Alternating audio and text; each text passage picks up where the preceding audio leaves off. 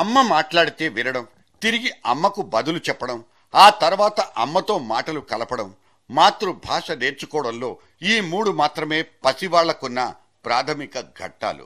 పిల్లలతో తల్లి భాషలో మాట్లాడే తెలుగు తల్లులు ఇప్పుడు ఎంతమంది ఉన్నారన్న ప్రశ్నను కాసేపు పక్కన పెడితే, తెలుగు భాషను నేర్చుకోవడానికి మన పిల్లలు పడుతున్న శ్రమను, దాని మూలాల్ని మనం ఎప్పుడైనా వెతికి పట్టుకున్నామా? లేదు.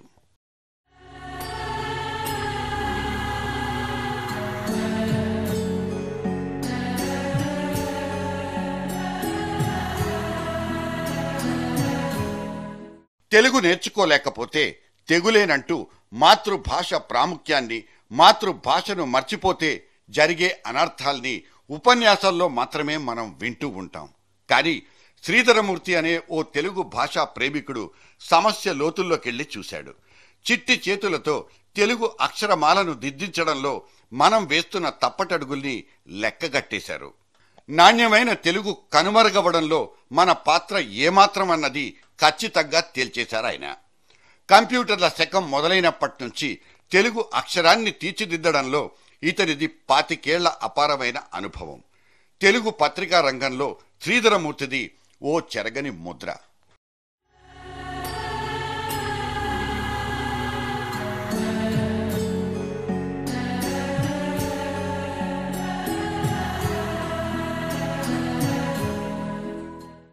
స్కూలుకెళ్లగానే మన పిల్లల్ని పలకరించే తొలి భాష తెలుగు కానే కాదు. ఇది మన దురదృష్టం. మన భాష నేర్చుకోవడానికి పరాయి భాషను మాధ్యమంగా ఎంచుకుంటున్న దైన్యాన్ని మనం ఎంతకాలం భరించాలి? ఏదైనా విజ్ఞానం కానీ విషయం కానీ 10 కాలాల పాటు ఉండాలి అని అంటే అది ఉపయోగంలో ఉండాలి, వాడుతూ ఉండాలి. అది భాష అయినా, మెదడైనా, మేధస్సు అయినా, ఒక విషయమైనా. మొదట నేర్చుకునే భాష మాతృభాష అయినప్పుడు దాని నుంచి మిగిలిన భాషలు నేర్చుకోవడం ఏ భాషకైనా సులభం అవుతుంది. దురదృష్టవశాత్తు సింపుల్గా ఉండే, చాలా సరళంగా ఉండే ఇంగ్లీషు లిపిని మొదట నేర్చుకొని, అది కూడా పెద్ద అక్షరాల్లో నేర్చుకొని, క్లిష్టతరమైన ఆకారాలున్న భాషల్ని తర్వాత నేర్చుకుంటున్నాం. సో దీనివల్ల తర్వాత నేర్చుకునే భాష కష్టంగా అనిపిస్తుంది. నేర్చుకోవడానికి ఇబ్బంది, రాయడానికి ఇబ్బంది, పలకడానికి ఇబ్బంది అని ఎక్కువ మంది అభిప్రాయపడుతున్నారు. తర్వాత అక్షరాలు మొదట ఇంగ్లీష్ నేర్చుకొని తర్వాత మాతృభాషను నేర్చుకోవడంలో ఉండే కొన్ని ఇబ్బందులు ఉన్నాయి. ఇంగ్లీష్తో మొదలుపెట్టిన పిల్లలకి తెలుగు టీచరు తెలుగు అక్షరాలు నేర్పించేటప్పుడు, ఉదాహరణకి కా రాయాలంటే చెప్పేటప్పుడే ఎస్ లాగా రాసి పైన టిక్ పెట్టండి అంటారు. వాస్తవానికి తెలుగులో చాలా అక్షరాలు యాంటీ క్లాక్ వైజ్ ఉంటాయి. అంటే కా కింద నుంచి మొదలుపెట్టి తలకట్టు కూడా దాంతో సమానంగా రాసుకుంటూ వెళ్లాల్సిన పరిస్థితి తెలుగులో ఉంటుంది. ఎందుకంటే కా గుణింతానికి సంబంధించిన అన్ని అక్షర స్వరూపాలు పైనుంచే కనెక్ట్ అవుతాయి. దీనివల్ల రాయడంలో పిల్లలకి కొంత వేగం పెరుగుతుంది.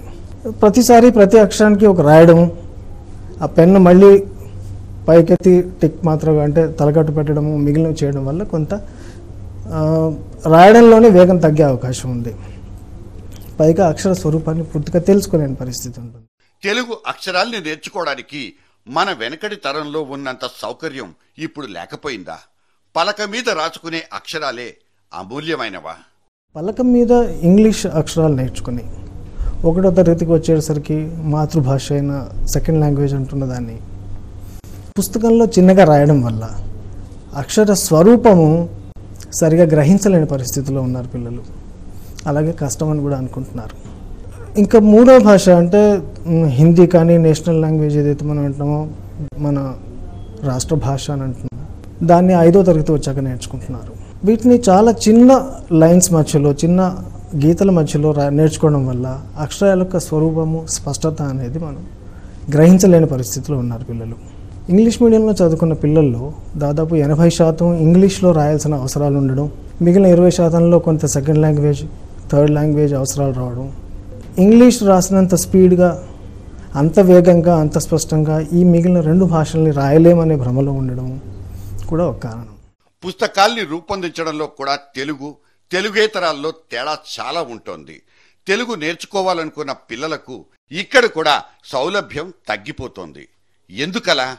ప్రైవేట్ పుస్తకాలు ఇంగ్లీష్ కోసం ప్రత్యేకంగా ఉన్న పుస్తకాల్లో ఓ చక్కటి మల్టీ కలర్లో ప్రింట్ అవ్వడం, రంగురంగులుగా ఉండడం, లామినేట్ చేసి మెరుస్తూ ఉండడం, పిల్లల్ని ఆకర్షించే విధంగా ఉండడం, లోపల కూడా పాఠ్యాంశాలలో స్పష్టత ఎక్కువగా ఉండడం ఒక కారణమైతే, అలాంటి భావాల్ని, అలాంటి చదివించే లక్షణాన్ని మాతృభాష పుస్తకాల్లో లేకపోవడం ఒక లోపం. దీనివల్ల ఏదో నేర్చుకున్నాంలే, తెలుసుకున్నాంలే అన్నంతవరకే ఉంది తప్ప ఎక్కువ మక్కువ పెంచుకునే అవకాశం లేకుండా ఉంది. అలాగే ఇప్పుడు చిన్నపిల్లల కోసం ప్రత్యేకంగా ఉండే పుస్తకాలు, అది కథల పుస్తకాలు కావచ్చు, బొమ్మల పుస్తకాలు కావచ్చు, లేదా టెక్స్ట్ బుక్స్ కూడా కావచ్చు. వీటిల్లో పిల్లల్ని ఆకర్షించే రకంగా బొమ్మలు కానీ, పేపర్ యొక్క క్వాలిటీ కానీ, పేజ్ లేఅవుట్ కానీ, అంటే పబ్లికేషన్ డిజైన్ అంటాము, పేజ్ లేఅవుట్ కానీ ఆకర్షణీయంగా లేవు. పిల్లల పుస్తకాల్లో చక్కగా చదివించే లక్షణం ఉన్న అక్షరాలు ఉండాలి. ఏ పేజీ తిరిగేసినా, ఏ పుట తిరిగేసినా అందంగా కనిపించే ఒక బొమ్మ, దానితో వివరణ ఇచ్చే చక్కటి వ్యాసము, పదము, పద్యము ఏదో ఉండి తీరాలి. ఎంబీఏ లాంటి ఒక కోర్ సబ్జెక్ట్స్లో కూడా వేమన పద్యాలు, వేమన సుమతి శతకాల్లో ఉన్న లేదా పంచతంత్ర కథల్లో ఉన్న వాటిని చూపిస్తూ వాళ్ళకి పాఠాలు చెప్తున్న రోజులు. తెలుగు భాష నేర్పించే ఉపాధ్యాయుల మీద కూడా వివక్ష కనిపిస్తోంది. మిగతా టీచర్లతో పోలిస్తే తెలుగు టీచర్ల మీద సవతి తల్లి ప్రేమ చూపించడం అనేది స్కూలు యాజమాన్యాల దగ్గర కనిపించే ఒక విపరీతమైన పోకడ. తెలుగు టీచర్కి మిగిలిన టీచర్లతో ఒకవేళ మనం బేరీజ్ వేసినట్టయితే సైన్స్, మ్యాథమెటిక్స్, మిగిలిన ఇంగ్లీషు చెప్పే వాళ్ళకి కనీసం ట్యూషన్ల మీద ఎక్కువ ఆదాయం ఉంటుంది. భాషా పండితులకి, అది తెలుగే కానివ్వండి, హిందీ కానివ్వండి, భారతదేశంలో ఉన్న ఏ భాషా పండితులైనా కానీ, వాళ్ళని టీచర్ల మధ్యలో ఒక చులకన భావం ఉంటుంది. ఏదో మేము గొప్ప, లేకపోతే వీళ్ళే ఉందిలే అన్నట్టుగా ఉంటుంది. కొన్ని సందర్భాల్లో వాళ్ళ జీతభత్యాల్లో కూడా చాలా వ్యత్యాసం ఉంటుంది. పని భారం బట్టి చూస్తే భాషా పండితులు ప్రతి అక్షరాన్ని దిద్దాల్సిన అవసరం ఉంటుంది. ప్రతి నోట్బుక్లో ప్రతిదీ గమనించి చేయాల్సిన అవసరం ఉంటుంది. తెలుగు తెలుగు అని అందరూ గోల పెట్టేస్తారు. ఇంత కష్టపడి తెలుగు నేర్చుకోకపోతే ఏమవుతుంది? మనిషికి మాతృభాష అంత అవసరమా? తెలుగు మాతృభాష ఇవన్నీ లేకపోతే ఏమవుతుంది? ఇంగ్లీష్లోనే మనం అంతా మాట్లాడేసుకొని, ఇంగ్లీష్లోనే బతికేసి, ఇంగ్లీష్లో చదివేసుకుంటే ఏమవుతుంది? ప్రధానంగా మనకున్న ఆలోచన విధానం చచ్చిపోతుంది. మనకున్న విజ్ఞాన సంపద వెళ్ళిపోతుంది. భాషలో ఉన్న అద్భుతమైన పదజాలం వెళ్ళిపోతుంది. దాంతోపాటు ఒక కల్చర్ని తీసుకెళ్ళిపోతుంది, ఒక ఆత్మీయతని తీసుకెళ్ళిపోతుంది. ఏమో ఇంకా స్వతంత్రం వచ్చింది అనిపించట్లే. ఇప్పుడు భాషకి బానిసలయ్యాం మనం. ఇది తెలుగు అక్షరపు లోతుల్ని చదివిన ఒక భాషా ప్రేమికుడి అభిలాష, ఆవేదన కూడా. తాను చెప్పిన విషయాల్లో చాలా వరకు మనకు తెలిసినవే కావచ్చు, కానీ ఇవన్నీ ఎప్పటికీ మర్చిపోకూడనివి. ప్రతిరోజు మనం మర్చిపోతున్నవి కూడా. రండి, తెలుగు తనాన్ని బతకనిద్దాం. స్వచ్ఛమైన తెలుగు భాషను తరువాతి తరాల దోసిళ్లలో పోద్దాం.